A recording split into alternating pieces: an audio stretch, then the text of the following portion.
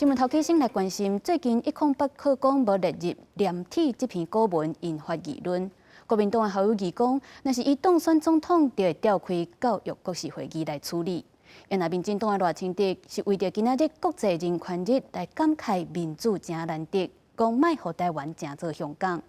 另外，民众党的郭文哲是批评国民党的高层拢唔照顾基层，嘛攻击到赖清德引导违建的问题。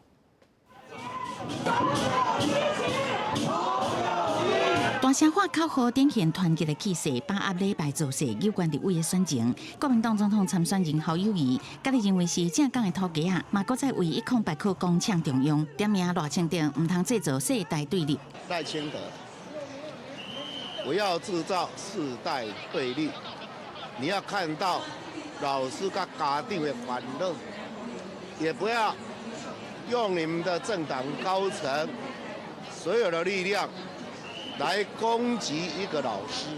侯友宜承诺，当选总了后，会召开教育国事会议。若是民进党赖清德甲副手萧美琴到高雄拼六战，为立委徛台。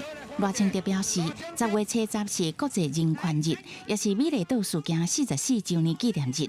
民主得来无简单，呼吁台湾人认清香港已经无民主甲自由的事实，莫互台湾行入香港的后步。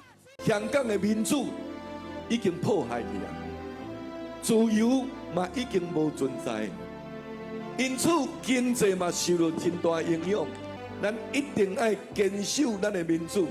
在蔡英文总统领导之下，咱已经有信心开拓出一条对台湾有利的路线。